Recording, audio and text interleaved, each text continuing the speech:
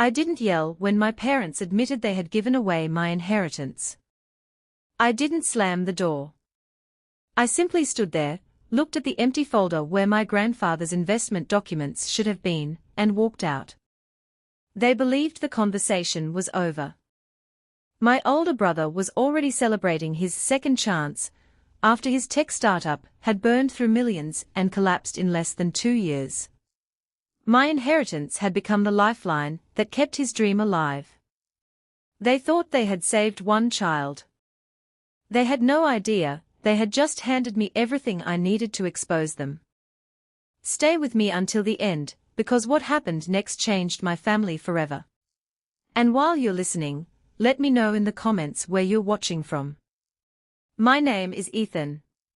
I'm 34 years old, and I work as a corporate attorney specializing in contract disputes. People always assumed I was the quiet son, the one who avoided conflict and let everyone else have their way. They mistook patience for weakness. My grandfather saw something different. He believed responsibility mattered more than charm. Before he passed away, he built an investment trust for me using decades of savings from the manufacturing business he had started from scratch. It isn't just money, he told me. It's freedom. Never let anyone decide your future for you. After his funeral, my parents insisted they would manage the paperwork until everything was transferred into my name. I trusted them. For 3 years, I never questioned a single document they showed me.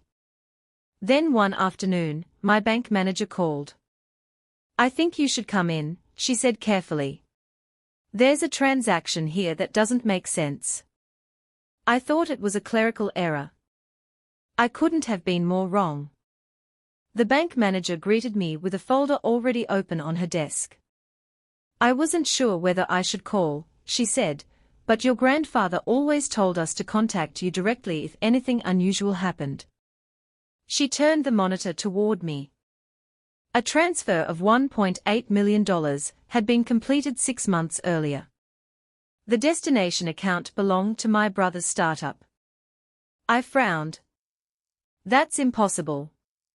According to every document I had signed, the trust wasn't supposed to release a single dollar without my written authorization. The manager quietly slid another document across the desk. There was authorization. I looked down. My signature was on it. At least, it looked like mine. The date was wrong. The initials were wrong. Even the way the last letter curved was something I had never done. Someone had copied my signature, but not perfectly. I asked for certified copies of every transaction, every authorization form, and every email connected to the account. She printed everything without hesitation. As I reached the parking lot, my phone buzzed. It was my mother.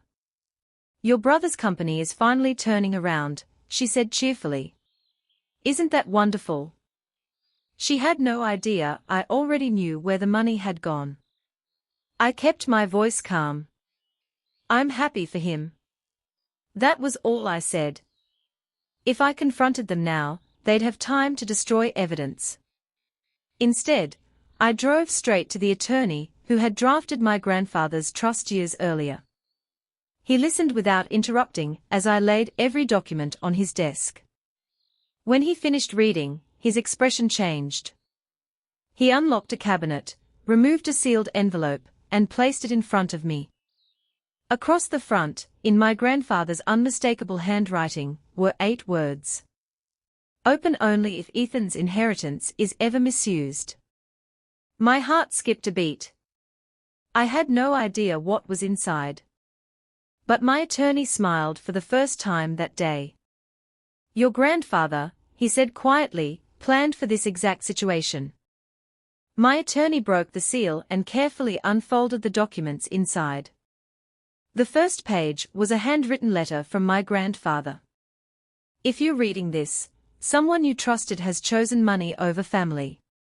Stay calm. The truth will protect you better than anger ever could. Beneath the letter was something far more important.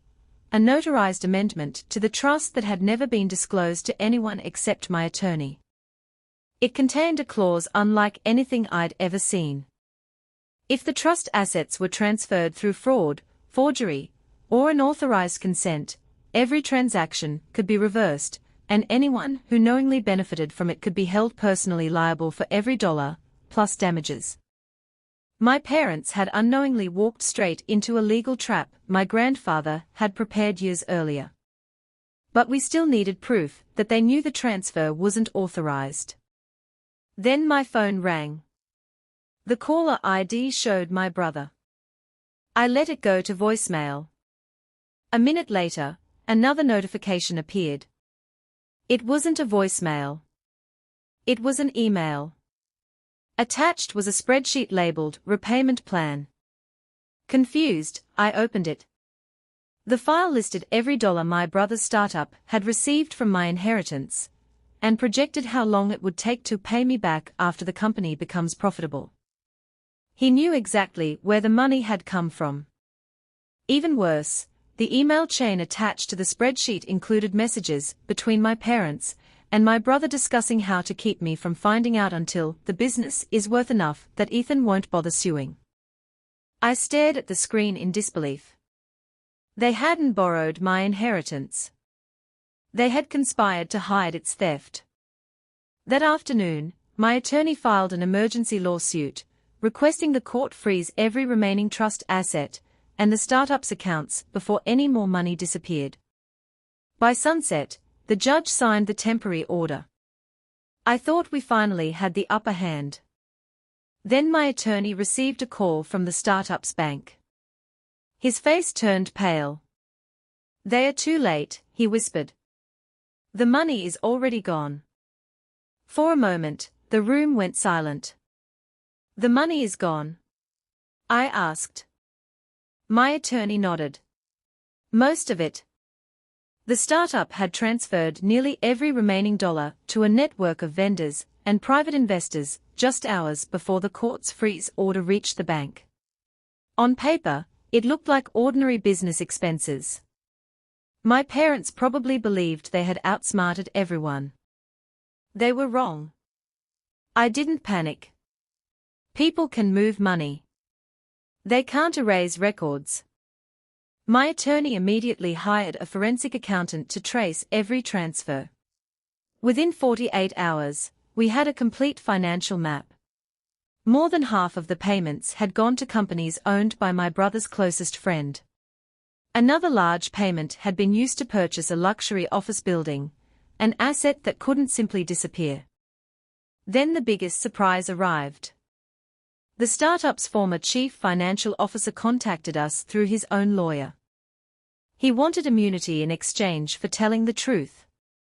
During his sworn testimony, he handed over internal emails, accounting records, and a secret audio recording from a board meeting. In the recording, my father said, "Once Ethan finds out, the money will already be tied up in assets. He'll never recover it." My mother answered without hesitation. "By then, he'll realize suing his own family isn't worth it." The courtroom was silent when the recording ended. The judge looked directly at my parents. Neither of them could deny what everyone had just heard. A week later, the final ruling was issued. The court found that the trust funds had been obtained through fraud and forgery. My brother's company was ordered into liquidation. The office building and every traceable asset purchased with my inheritance were seized and sold. My parents and brother were held jointly responsible for repaying every remaining dollar, along with legal fees and punitive damages. When I walked out of the courthouse, I didn't feel victorious. I felt free. Months later, I used the recovered inheritance to establish a scholarship in my grandfather's name for young entrepreneurs, people with honest ideas, but no financial support.